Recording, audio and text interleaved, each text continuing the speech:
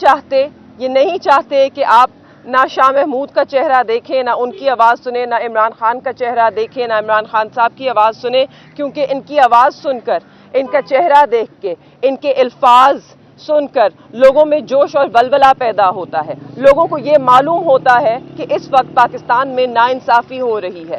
ایک سیاسی انتقام کا انہیں نشانہ بنایا جا رہا ہے، اور یہ وہ چاہتے ہیں کہ سچ کو وہ روک سکیں، مگر سچ وہ چیز ہے جو کبھی روکی نہیں جا سکتی.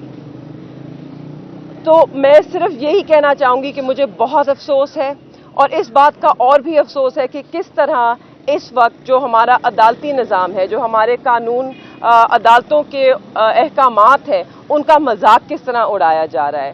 یہ وہی 3 MPO کا آرڈر ہے جس کے اندر انہیں 9 مئی کے بعد 2 دفعہ گرفتار کیا گیا، اور جب ان کو رہائی ملی اس لیے ملی تھی کہ ہائی کورٹ نے یہ آرڈر دیا تھا کہ دوبارہ اس MPO کے تحت ان کیسز میں انہیں گرفتار نہ کیا جائے.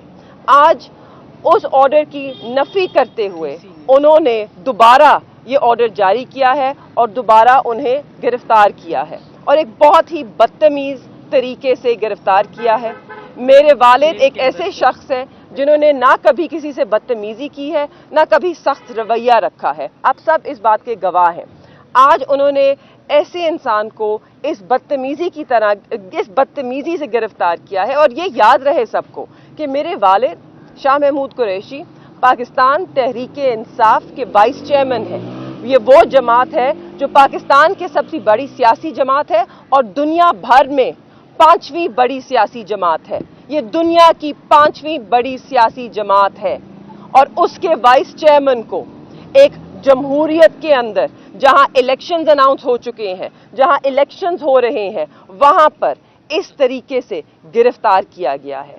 اور میرے والد وائس چیئرمین ہونے کے علاوہ پاکستان کے 2 مرتبہ وزیر خارجہ رہ چکے ہیں. کیا یہ طریقہ مناسب تھا؟ میں اس سے زیادہ کچھ کہہ ہی نہیں سکتی. میں اس وقت I'm disgusted.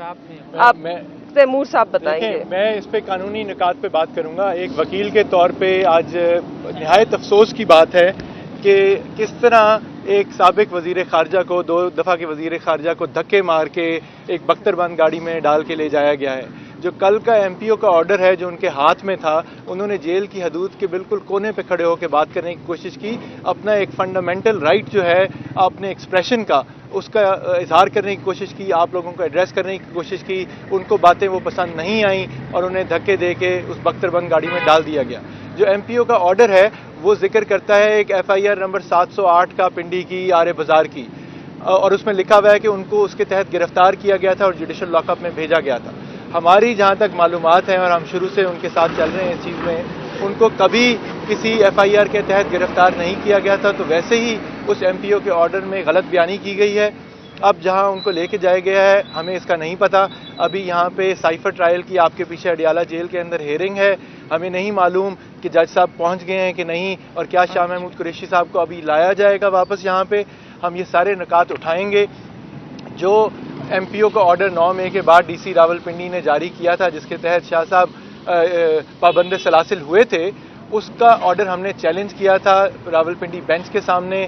جسٹس عبدالعزیز صاحب نے بڑا مفصل اس کے اوپر آرڈر جاری کیا تھا، اور اس میں یہ بھی لکھا تھا کہ آپ جو گزرے ہوئے واقعات ہیں ان کے اوپر بار بار MPO ایشو کر کے اسی معاملے کے اوپر آپ گرفتاری نہیں ڈال سکتے اور دوبارہ کسی MPO کے تحت ان کو بند نہ کیا جائے. آج اسی DC راولپنڈی کے دفتر نے ایک اور MPO 7 مہینے کے بعد جاری کر کے سابق وزیر خارجہ کو دوبارہ سے ڈیٹین کر دیا ہے.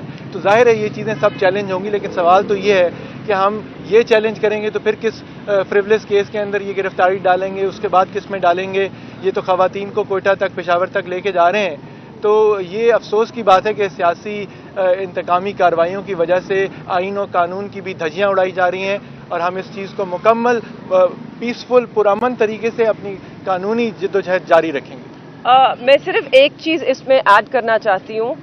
سپریم کورٹ کا اگر آپ آرڈر پڑھیں اور اس میں جو جسٹس اطہر من اللہ کا نوٹ ہے، اگر آپ اس پہ ذرا اپنی نظر ڈالیں تو اس میں یہ صاف لکھا ہے کہ عمران خان انہوں نے بری بھی اس لیے کیا ہے इमरान खान और शाह महमूद कुरैशी को अगर आप जेल में रखेंगे तो आप एक शफाफ इंतखाब नहीं करा सकते।